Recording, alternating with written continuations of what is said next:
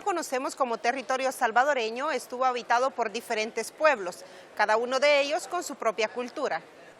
Así encontramos la cultura Cusumalguapa, la cultura maya, la cultura lenca, los mayas chorti, los nahuapipil, los ulúa y la cultura chinca, que habitó la región situada entre Guatemala y El Salvador, específicamente cerca del lago Guija. Amigo televidente, en esta emisión de Campus TV abordamos el tema de la cerámica prehispánica, desarrollada por los pueblos originarios en el territorio salvadoreño. A continuación, nuestro segmento Agenda Académica, para que usted conozca los eventos y actividades que se realizarán próximamente acá en la Universidad de El Salvador.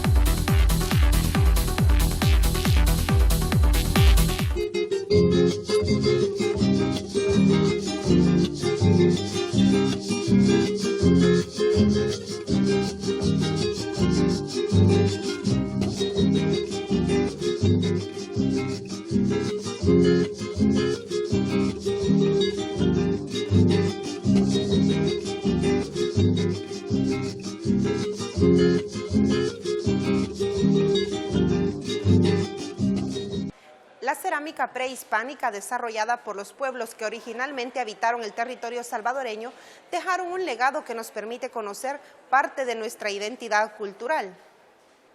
El siguiente reportaje aborda esta temática destacando las etapas y características de la cerámica prehispánica. Acompáñenos.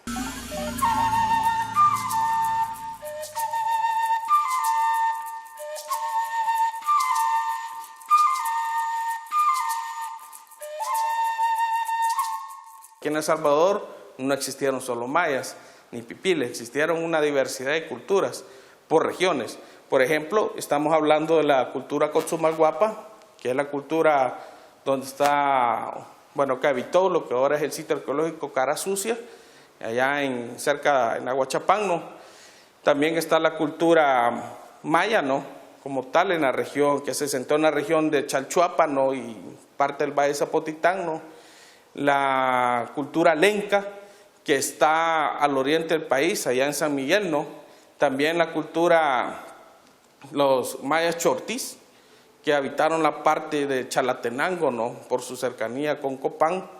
Y también lo que es algunas nuevas culturas, por decirlo así, que se está tratando de identificar debido a las últimas investigaciones que se han hecho allá en lo que es el oriente del país, específicamente en la zona del Golfo de Fonseca, ¿no? Para el demás territorio nacional, pues se han edificado también otros grupos que no han sido muy estudiados, ¿verdad? Por ejemplo, estamos hablando de la cultura xinca.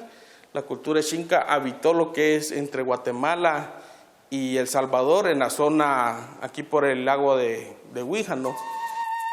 También estamos hablando de la zona ulúa, que se dio en el oriente del país. Estamos hablando, por ejemplo, en la zona de San Miguel, en la zona norte de San Miguel, Morazán, ¿no? Y posteriormente entró otra cultura que se llama la cultura nahuapipil, procedente de México. Entonces, como ustedes pueden ver, es una variedad de cultura que tenemos en el país y cada cultura produjo su propia cerámica.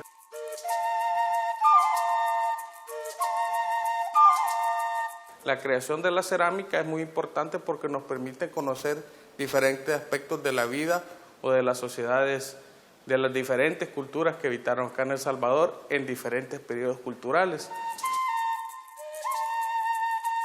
El pasado precolombino es sustancial para conocernos actualmente, con todo ese intermedio que hay entre lo precolombino y lo actual, por supuesto, pero si no sabemos de dónde venimos, muy difícilmente vamos a saber dónde estamos y hacia dónde vamos.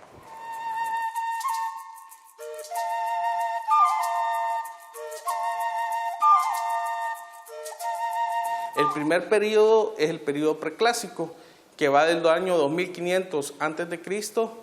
al 300 después de Cristo.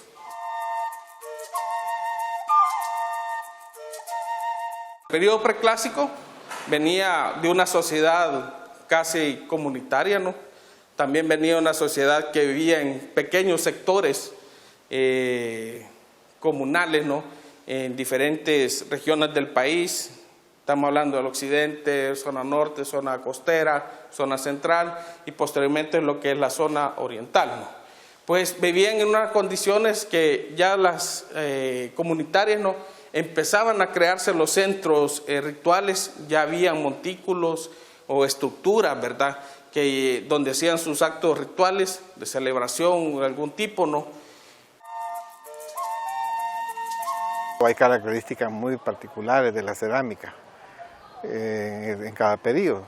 En el preclásico tenemos cerámica casi siempre monócroma, bícroma en algunos casos, que es rojo sobre bayo, normalmente son la característica, con algunos diseños geométricos.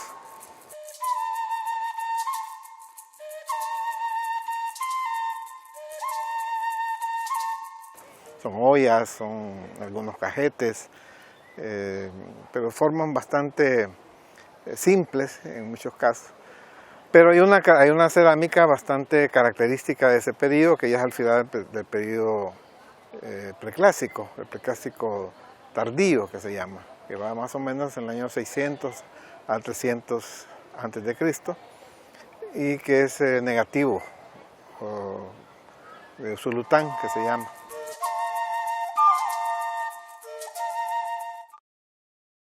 Que tiene el famoso diseño de batik, que es supuestamente un negativo, por eso es negativo de Usulután. Se aplica un engobe abajo, luego hay diseños, otro engobe, y a la hora de quemarse van quedando las formas donde se le ha echado supuestamente cera. Podemos también ver que en ese periodo surgieron lo que son las figurillas bolinas, que es otro tipo de, si no es cierto, de cerámica, pero son figurillas hechas de arcilla que daban a entender el pensamiento, por decirlo así, ritual de las personas o características de la fertilidad, ¿no? En las figurillas bolinas pues se refleja lo que es la feminidad. Hay figurillas elaboradas con mujeres en gestación de 3 meses, 6 meses, 9 meses y posteriormente con el niño cargando. Eso nos da la idea que en ese entonces la mujer ocupaba un lugar muy importante en la sociedad como medio de reproducción, ¿no?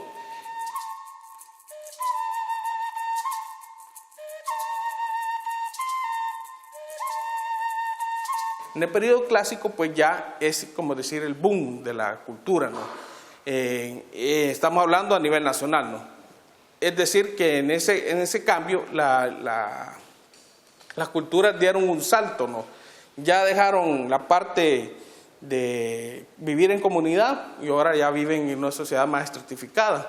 ¿Por qué razón? El comercio es cuando ya empieza a expandirse con mucha más fuerza y la sociedad ya tienen que empezar a designar funciones, ¿no? Entonces, eso se ve también en la cerámica. Ya la sociedad prácticamente se expande, ¿no? Y empiezan a crearse los primeros centros en El Salvador. Podemos decir el sitio arqueológico San Andrés, Tazumal, Casablanca, También estamos hablando del sitio arqueológico Coquelepa.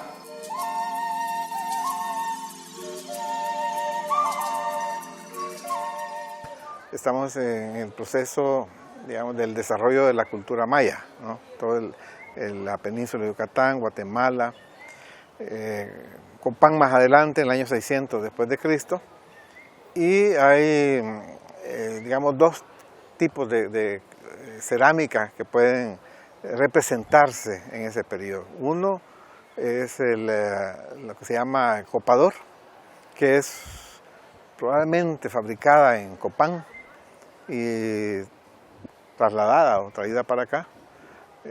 Acuérdate que estamos hablando más de fronteras culturales que de fronteras políticas, ¿verdad? Y es un intercambio de comercio interesante, y que esa cerámica se distribuye en casi todo el occidente y en alguna parte del oriente del país. O sea, lo vas a encontrar justo en el periodo entre 600 a 900 años después de Cristo, se va a encontrar esa cerámica. Que normalmente son cajetes que tienen sus formas muy definidas. Hay algunas ollas también, o sea, un poco más, pero la mayoría son cajetes con diseños alrededor de personajes que están en posición de nadadores, por eso se llama que se les atribuye ese concepto de nadadores, o aves que van afuera y adentro o abajo del cajete. Normalmente son rojos o de un color bayo o amarillo, rojo, negro, y básicamente algunos llevan un poco de blanco, ¿no? Y la otra cerámica de ese periodo en El Salvador es la cerámica salúa, que también es una influencia maya que se da en Honduras, una característica muy particular. Se llama salúa precisamente porque viene del Valle de Lúa, El Salvador, ¿no? Es una palabra compuesta, igual que copador, Copán, El Salvador, salúa, Valle de Lúa, El Salvador. Y esta sí es una característica, estas cerámicas son normalmente vasos muy bien decorados con figuras fantásticas que son personajes míticos, dioses, animales, hombres, en fin, que muestra, digamos, toda la parte religiosa. La cerámica chalate tallado, que se dio en la parte norte del país, ¿no? Por eso le pone el nombre chalate tallado. Y también lo que es polícromo San Andrés, que prácticamente estamos viendo que ese sí se difundió más que todo en el Valle de Zapotitán, ¿no?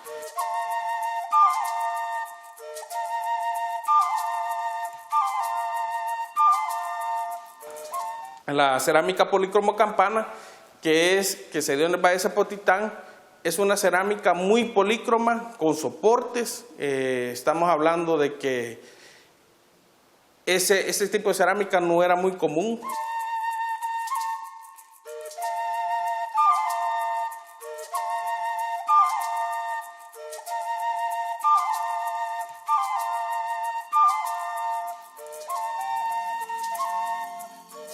Bueno, ya por último, pues, les puedo mencionar algunas cerámicas que surgieron después del colapso maya, ¿no?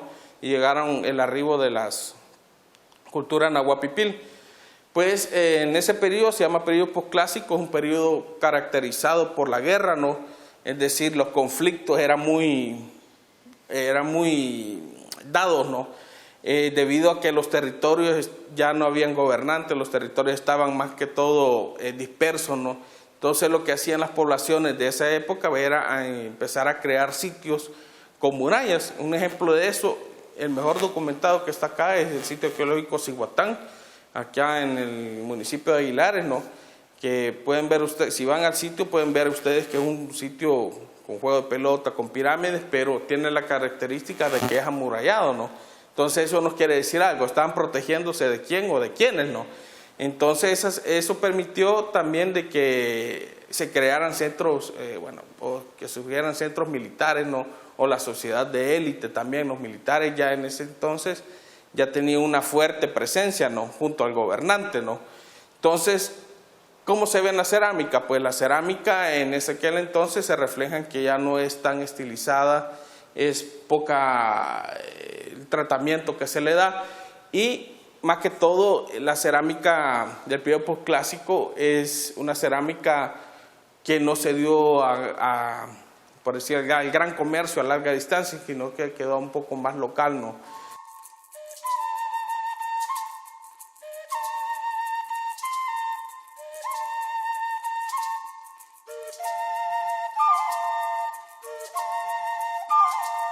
O en el posclásico está una cerámica muy especial, que probablemente hecha en la zona de Costa Rica, pero siempre por las toltecas, la cerámica Nicoya, que es blanca la base y con una gran cantidad de características, de colores, de figuras de animales.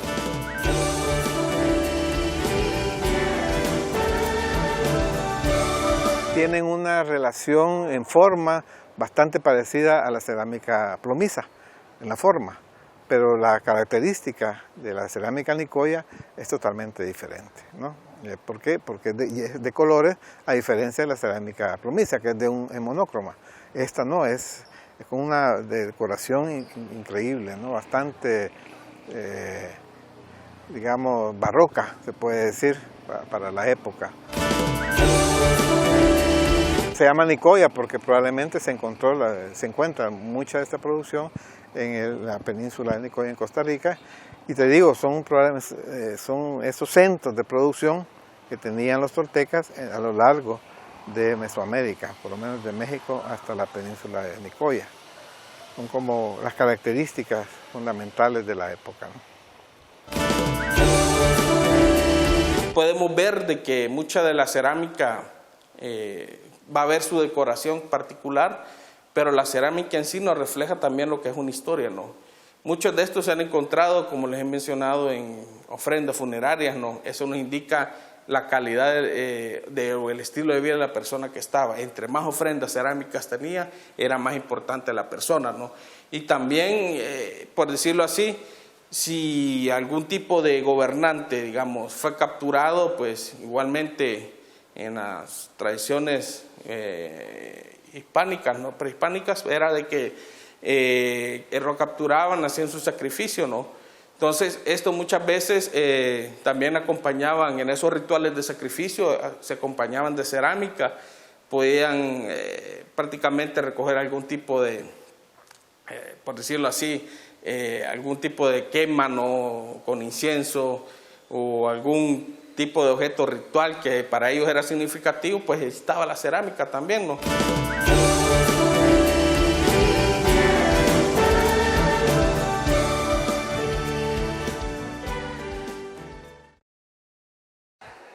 Conozca las diferentes secciones informativas de nuestro periódico digital El Universitario, ingresando al www.eluniversitario.us.edu.sb.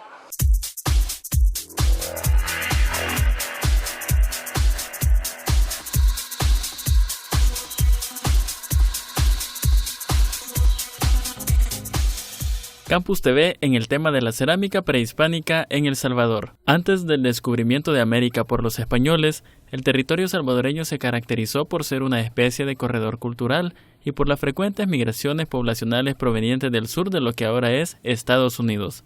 Estas migraciones se extendieron hasta la provincia de Nicoya, en la actual Costa Rica.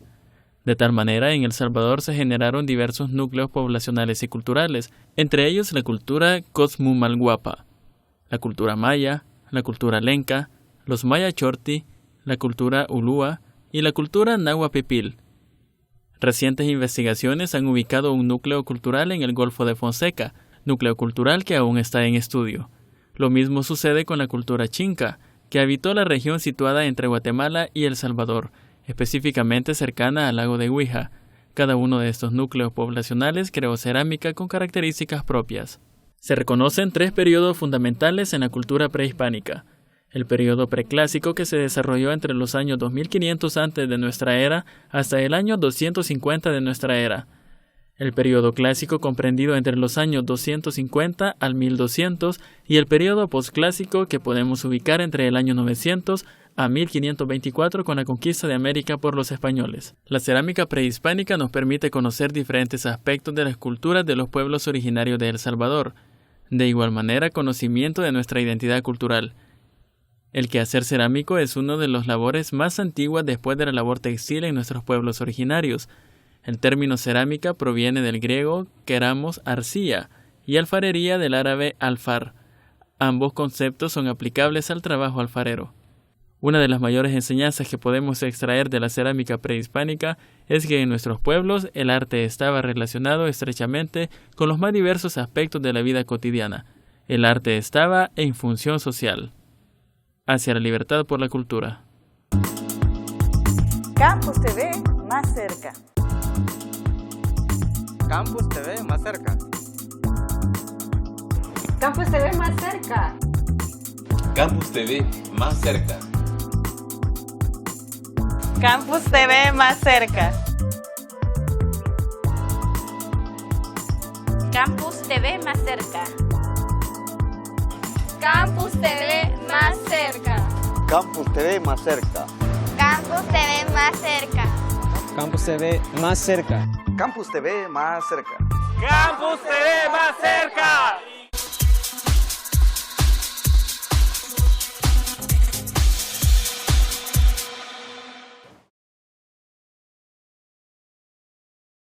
La cerámica prehispánica salvadoreña se divide para su estudio en 3 periodos, el preclásico, el clásico y el posclásico, y comprende un periodo de tiempo entre el año 2500 antes de nuestra era y el año 1524.